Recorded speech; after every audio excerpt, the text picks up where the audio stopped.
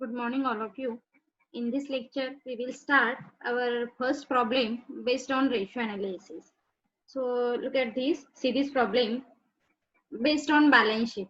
Okay, last lecture la unit number 2 मध्ये आपण vertical balance sheet then vertical income statement learn केलेला आहे. त्यामध्ये मग trend analysis, common size statement, comparative statement we was already learned in unit number 2.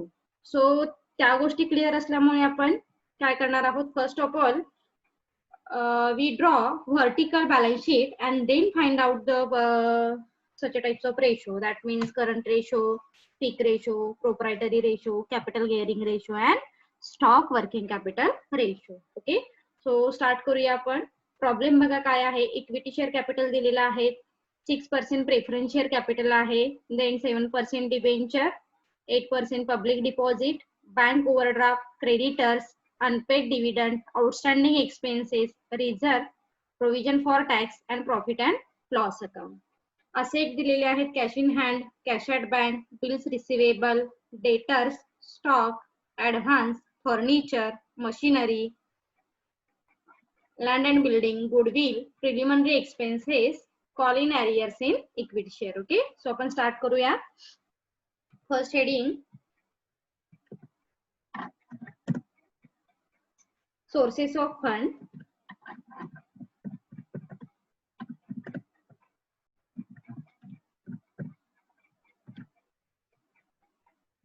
Sources of funds. So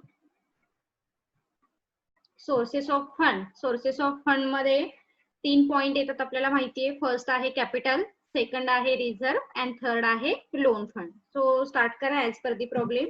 first point, equity share capital.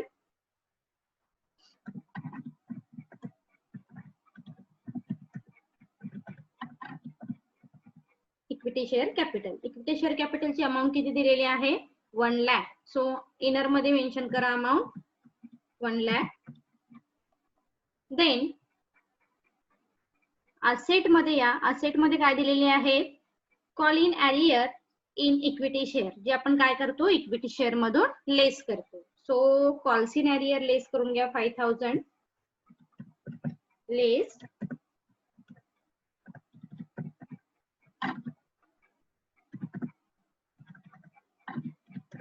Calls in arrears. Okay, calls in arrears किती आहेत, 5000 आहेत, जे minus करायचे आहेत 5000. So calls in arrears 1 lakh मधून minus केल्यानंतर जी amount येईल ती अगेन आपण इनर मध्ये घेणार आहोत 95,000. ओके, फर्स्ट पॉइंट क्लिअर झाला. इक्विटी शेअर जे दिलेले आहेत ती अमाऊंट आपण मेन्शन केली, त्याच्यानंतर कॉल्स इन एरियर जे दिलेले आहेत ती अमाऊंट आपण लेस करून घेतली आणि अमाऊंट आपण इनर मध्येच मेन्शन केलेली आहे 95,000. So this is inner column, this is inner column and this is the outer column. Then next point कडे या. सेकंड दिलेले आहेत आपल्याला 6% preference share.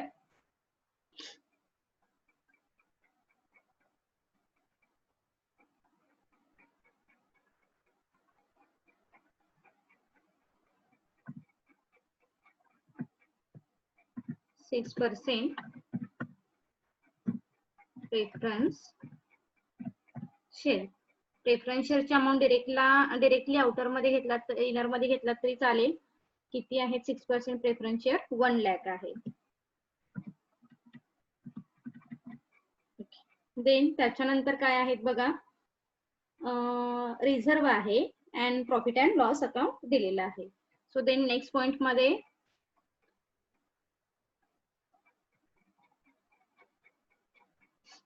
Point number first equity झाला आपला. Point number 2 reserve. रिझर्वच्या अंडर काय काय येईल बघा. सॉरी, रिझर्व दिलेले आहे 1,50,000. 1,50,000. ओके, सो अगेन असेट साइडला आल्यानंतर तुम्हाला लक्षात येईल प्रिलिमिनरी एक्सपेन्सेस पण दिलेले आहेत. किती आहेत प्रिलिमिनरी एक्सपेन्सेस, 10,000 आहेत. हे आपण काय करतो, रिझर्व आणि प्रॉफिट अँड लॉसच्या अमाऊंट मधून मायनस करणार आहोत. सो आधी प्रॉफिट अँड लॉस अकाउंट दिलेली अमाऊंट मेन्शन करा profit and loss account. Okay, profit and loss अकाउंटची अमाऊंट किती आहे 20,000. सो 1,50,000 प्लस 20,000 किती येईल 1,70,000.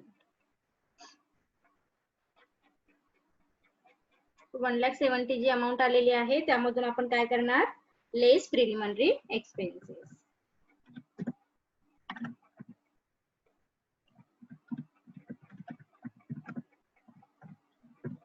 प्रिलिमिनरी एक्सपेन्सेस किती दिसत आहेत बघा 10,000. सो 10,000 काय करा मायनस करा. 10,000 मायनस करून अमाऊंट तुमची इनर मध्ये येईल किती येणार आहे मग 1,70,000 मधून आपण काय केले 10,000 मायनस केले अमाऊंट मिळणार आहे तुम्हाला 1,60,000. ओके, देन आता मात्र टोटल करा मग जे तुम्हाला ओनर्स फंड मिळेल इथे. Owner's fund 95,000 plus 1 lakh plus 1,60,000. 95,000 1,60,000 and 1 lakh. Okay, so किती मिळतील अमाऊंट आपल्याला प्रोप्रायटर फंड्स 3,55,000 जी डायरेक्टली आउटरला घेतली तरी चालेल 3,55,000. Okay,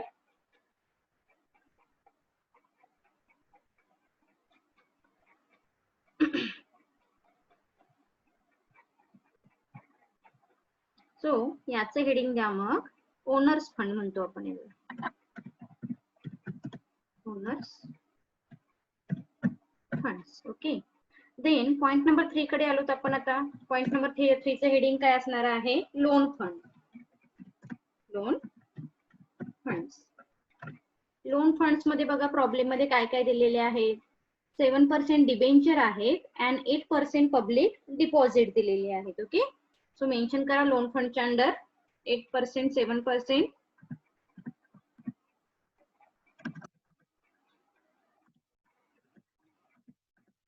7% debenture. अमाऊंट किती आहे बघा डिबेंचरची प्रॉब्लेम मध्ये 40,000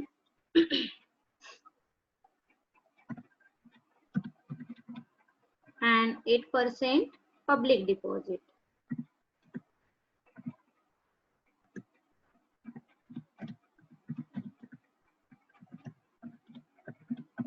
Okay, public deposits. Public deposits ची अमाऊंट किती आहे 20,000. सो 40,000 and 20,000 अमाऊंट किती मिळेल मग तुम्हाला आउटरला 80,000. Okay, sorry 60,000.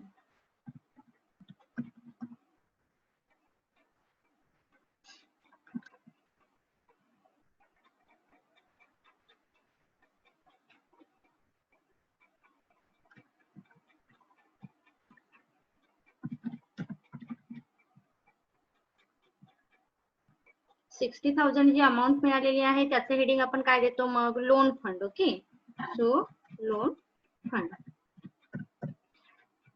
हा आपला पहिला जो मिळाला तो आपल्याला ओन फंड मिळाला आणि सेकंड जो मिळालेला आहे तो लोन फंड मिळाला. त्याच्यानंतर आपण काय करतो मग कॅपिटल एम्प्लॉयमेंट फाइंड आउट करतो. That means 3,55,000 plus 60,000. सो हे जी अमाऊंट येईल ती असणार आहे कॅपिटल एम्प्लॉयमेंट. ओके, सो किती येईल बघा टोटल करा. कॅपिटल एम्प्लॉयमेंट मिळेल मग 4,15,000. 4,15,000. हेडिंग द्या कॅपिटल एम्प्लॉयड.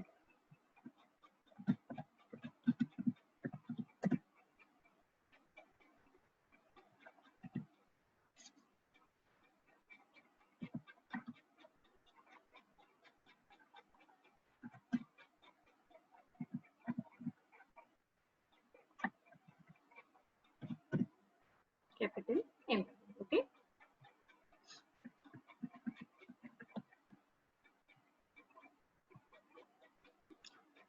पहिला पार्ट क्लिअर झाला का. पहिल्या पार्ट मध्ये आपण काय केले सोर्सेस ऑफ फंड मध्ये जे 3 पार्ट असणार आहे first part equity share capital, second आहे रिझर्व्ह अँड थर्ड आहे लोन फंड. ते जे आपण कॅल्क्युलेट करून घेतले आणि टोटल जी आलेली आहे आपली ती असणार आहे कॅपिटल एम्प्लॉयड. तो पार्ट बी कडे आलोत आपण. पार्ट बी काय असणार आहे? Application of fund.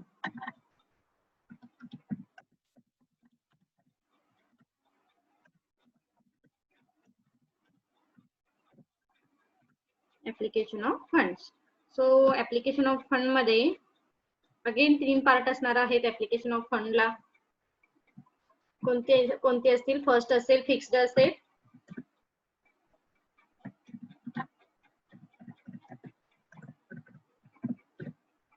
Fixed asset. आता प्रॉब्लेम मध्ये या फिक्स्ड असेट कोणते कोणते दिलेले आहेत बघा.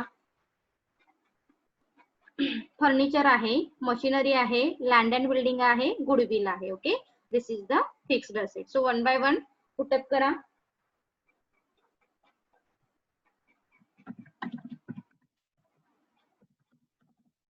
Goodwill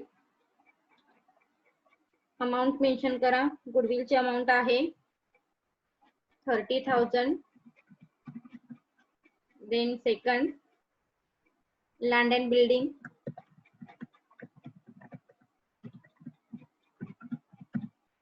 land and building amount आहे 2,20,000.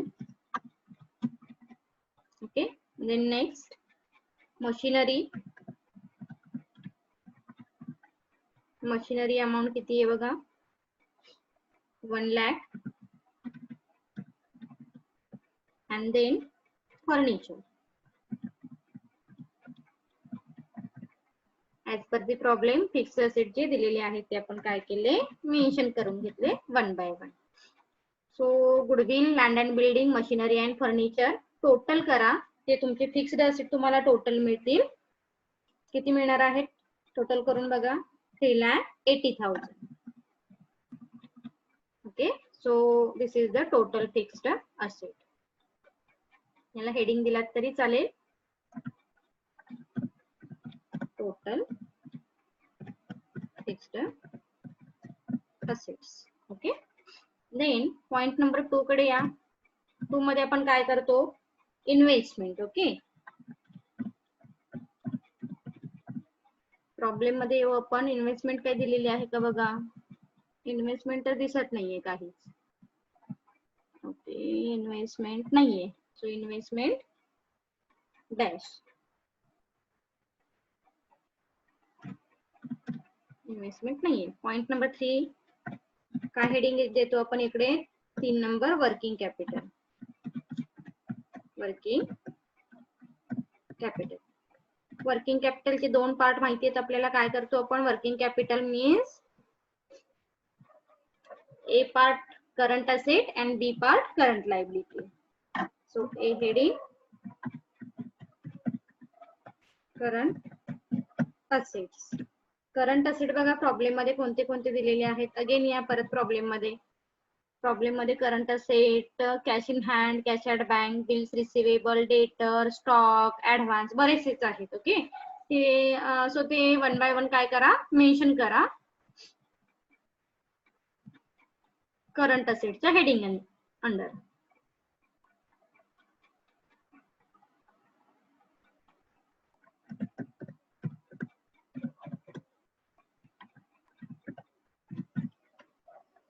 कॅश इन हँड अमाउंट किती आहे?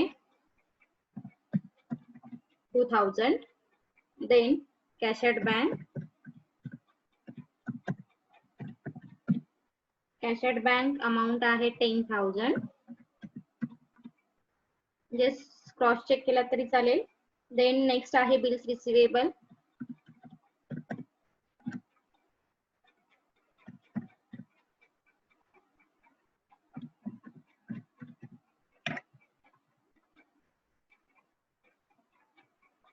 बिल्स रिसिवेबलची अमाउंट बघा किती आहे? 30,000.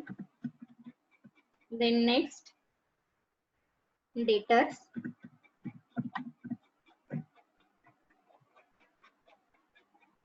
डेटर्स अमाउंट आहे 70,000. Then next advance. Advances advances किती आहेत तर 20,000 आहेत. एकदा क्रॉस चेक केला तरी चालेल. Cash in hand 2,000, cash at bank 10,000, bills receivable 30,000, डेटर 70,000 आणि ऍडव्हान्सेस 20,000. इनर मध्ये त्याची टोटल करा किती येईल बघा. करंट असेटची टोटल येणार आहे 1,32,000. 1,32,000. Okay. So total A mention केला तरी चालेल इथे heading. Total A.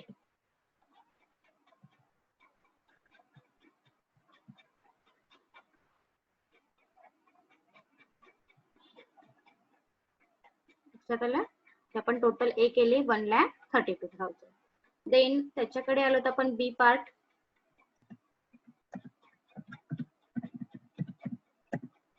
Current liability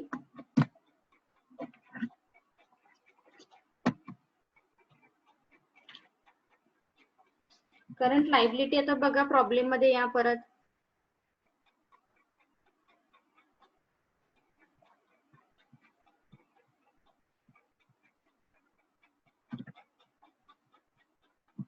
problem मध्ये येऊ आपण परत. करंट लायबिलिटी एकदा काय दिलेली आहे बघा. अनपेड डिव्हिडंड आहे, आउटस्टँडिंग एक्सपेन्सेस एक आहेत, बँक ओव्हरड्राफ्ट पण आहे आणि क्रेडिटर्स आहे. ते 4 करंट लायबिलिटीज आहेत. हे आपण 1 बाय 1 मेन्शन करणार आहोत. So put up 1 by 1. Creditors inner मध्ये मेन्शन करा 60,000. Then second unpaid dividend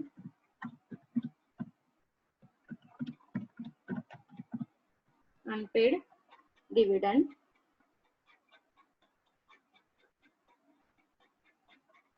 10,000.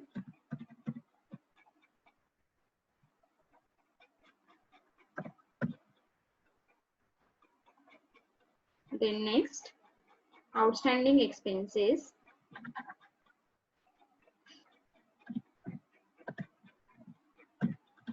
Short मध्ये लिहिते मी. आउटस्टँडिंग एक्सपेन्सेस अमाउंट बघा किती आहे 7,000.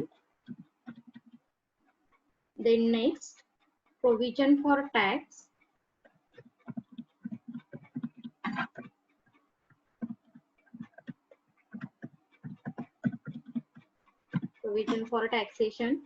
किती दिलेला आहे. Provision for taxation 20,000. ओके.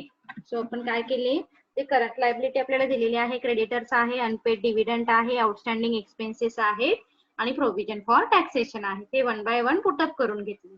आता त्याची टोटल करा. टोटल बी जी येणार आहे ती टोटल करंट लायबिलिटी मिळेल. सॉरी अजून आपलं काय राहिलेलं आहे बघा. बँक ओव्हरड्राफ्ट एक आहे.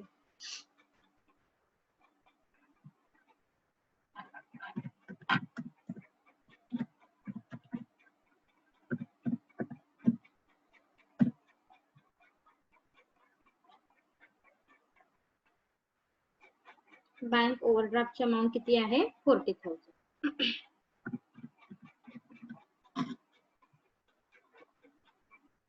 टोटल करा. टोटल करंट लायबिलिटी किती मिळणार आहे मग 1,37,000. 1,37,000. हेडिंग द्या टोटल बी.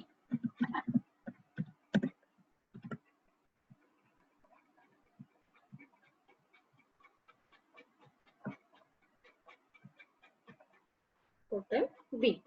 ओके. त्याच्यानंतर आपण काय करतो मग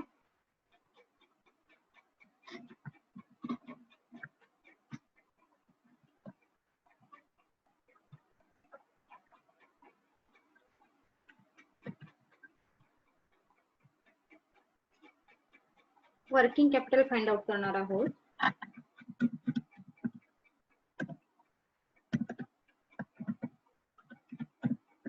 working capital means A minus B. Okay. A minus B.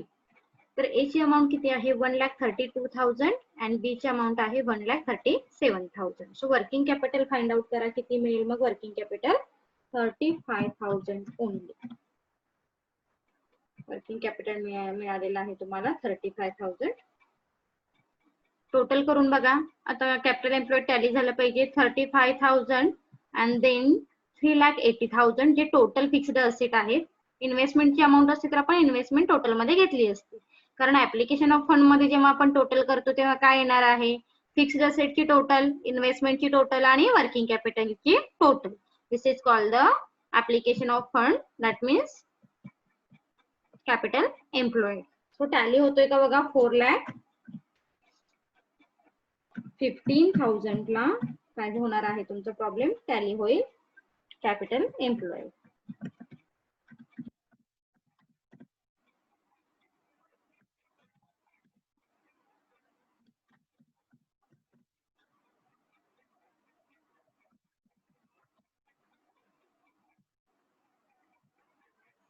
काही डाऊट असेल तर तुम्ही कमेंट सेक्शन मध्ये विचारू शकता. ही स्टेप ऑलरेडी आपण काय केलेली आहे, लर्न केलेली आहे. सो आपण काय केलं इथे, व्हर्टिकल फॉर्मॅट मध्ये बॅलन्स शीट ड्रॉ करून घेतलेली आहे. फर्स्ट पार्ट मध्ये आपण सोर्सेस ऑफ फंड मेन्शन केलेला आहे आणि सेकंड पार्ट मध्ये आपण ऍप्लिकेशन ऑफ फंड काय केलेलं आहे तर मेन्शन केलेलं आहे. ओके. सो आता आपण काय करणार आहोत, प्रॉब्लेम मध्ये या परत. प्रॉब्लेम मध्ये काय सांगितलेलं आहे, करंट रेशो फाइंड आउट करायचा आहे, त्याच्यानंतर क्विक रेशो फाइंड आउट करायचा आहे, प्रोप्रायटरी रेशो आहे, कॅपिटल गिअरिंग रेशो आहे आणि स्टॉक वर्किंग कॅपिटल रेशो आहे. ओके. सो स्टार्ट करूया आपण फाइंड आउट करायला. तर मी नेक्स्ट पेज वरती काय करते, आपले रेशो आहेत ते सॉल्व्ह करायला घेते.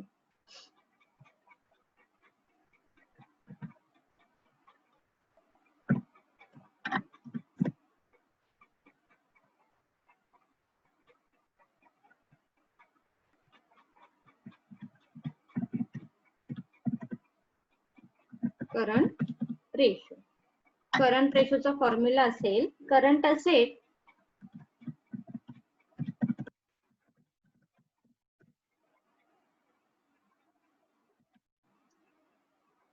Divided by current liability. Okay. Current असेटचा फॉर्म्युला काय आपण बघितला,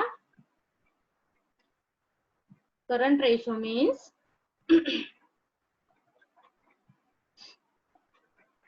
current ratio is equal to current asset divided by current liability. आता प्रॉब्लेम मध्ये या करंट असेट आपण जे कॅल्क्युलेट केलेले आहेत हे आपण इथे मेन्शन करणार आहोत. करंट असेटची टोटल किती आहे बघा, करंट असेटची टोटल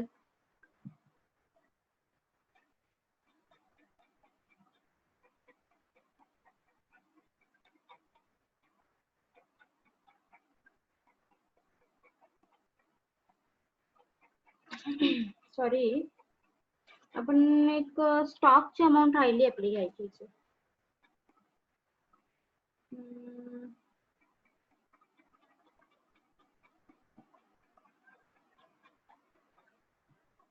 एक मिनिट.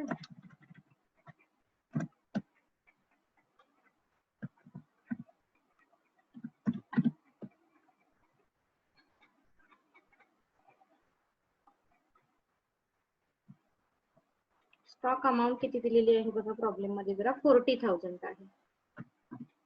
सॉरी हा, बाय मिस्टेक. आणि मग टोटल येईल तुमची करंट असेटची 1,72,000.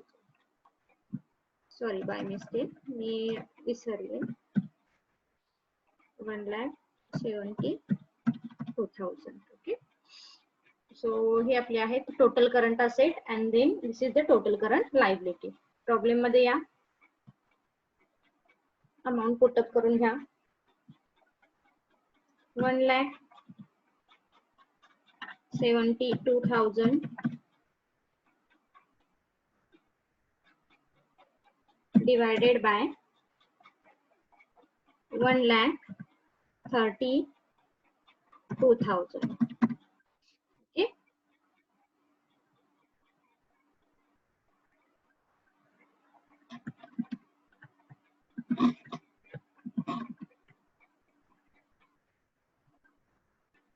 जे करंट असेट आणि करंट लायबिलिटी आपल्याला दिलेले आहे ते आपण काय करून घेतल्या, 1,72,000 डिवायडेड बाय 1,32,000 म्हणजे तुम्हाला तुमचं आन्सर मिळेल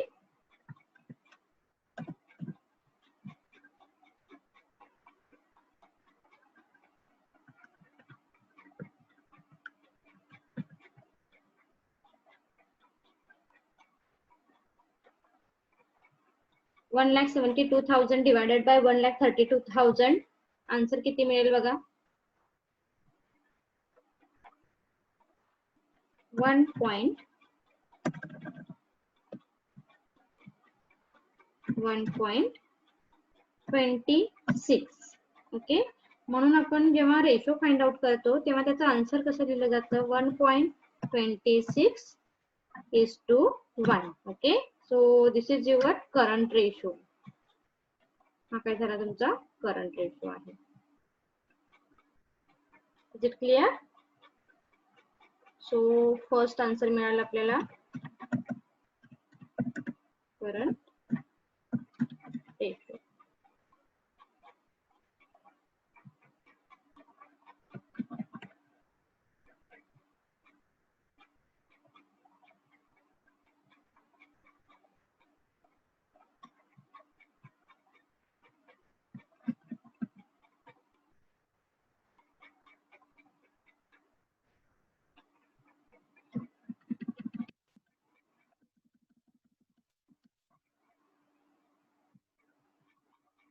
हा रेशो क्लिअर झाला का बघा. करंट रेशोची जी अमाऊंट दिलेली आहे current asset divided by current liability amount आपण पुटअप केली 1,72,000 मायनस डिवायडेड बाय 1,32,000 इंटू 1,32,000. मग आपण जी डिवायडेशन केल्यानंतर अमाऊंट आली आपली 1.26 आणि करंट रेशो आपण मेन्शन करताना काय करतो 1.26:1.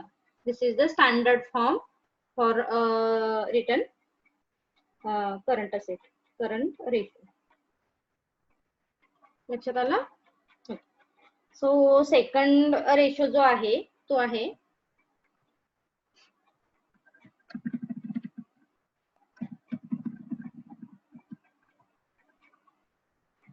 Quick ratio. काय करायचं आहे आपल्याला फाइंड आउट करायचं आहे.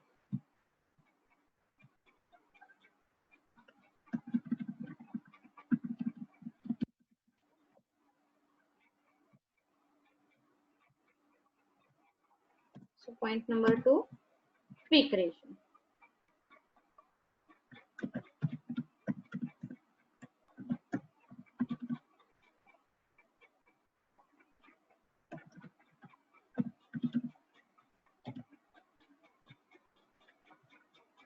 क्विक रेशो आपल्याला फाइंड आउट करायला सांगितलेलं आहे सेकंड पॉइंट मध्ये.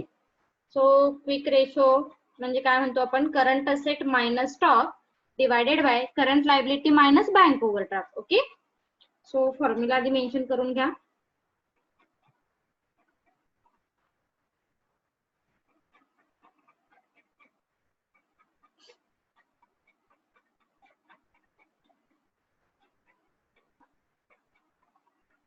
Formula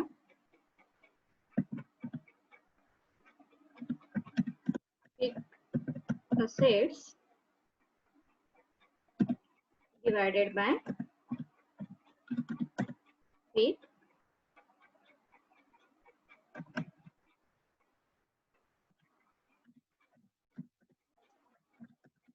liability. Okay. So quick असेटचं जे बायफर्केशन आहे ते आपण काय म्हटलं मगाशी quick asset means current assets minus stock. Okay, divided by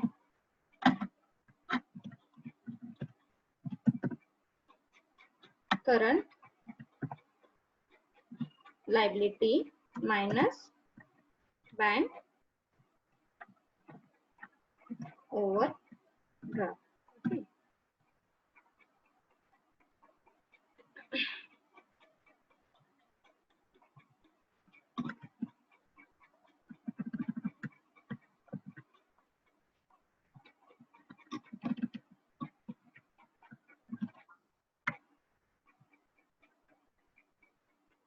लक्षात आलं? Current asset minus stock divided by current liability minus bank overdraft. आता अमाऊंट पुटअप करून घ्या. करंट असेटची अमाऊंट ऑलरेडी आपल्याला आता इथे दिलेली आहे, ती आपण डिरेक्टली घेतो. 1,72,000 1,72,000 मायनस स्टॉकची अमाऊंट किती कॅल्क्युलेट केली होती आपण 40,000 ची नंतर ऍड केली ना ती 40,000 divided by current liability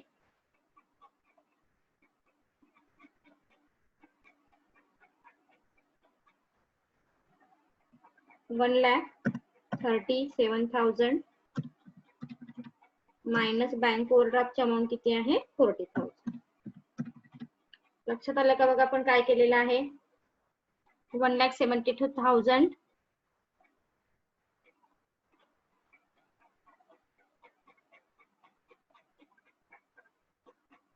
1,72,000 minus 40,000 स्टॉकचे घेतले deviation 1,37,000 current liability and minus bank overdraft 40,000. Calculate करा. तर हे मायनस करून पहिले किती येतील ते आपण घेऊ अमाऊंट. फर्स्ट येईल 1,32,000 डिवाइड बाय 97,000. ओके 97,000.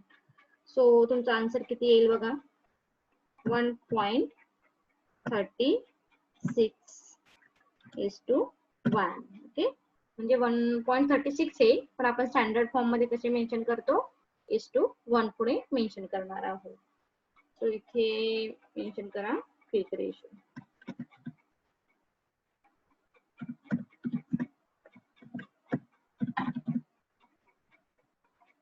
लक्षात आला क्विक रेशोचा आन्सर काय मिळाल मग तुम्हाला.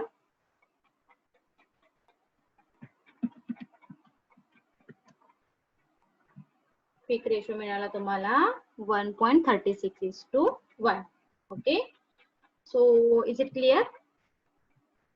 आज आपण दोनच रेशो बघणार आहोत आणि बाकीचे जे रिमेनिंग रेशो आहेत हे आपण नेक्स्ट लेक्चरला काय करूया तर कंटिन्यू करूया. Okay thank you.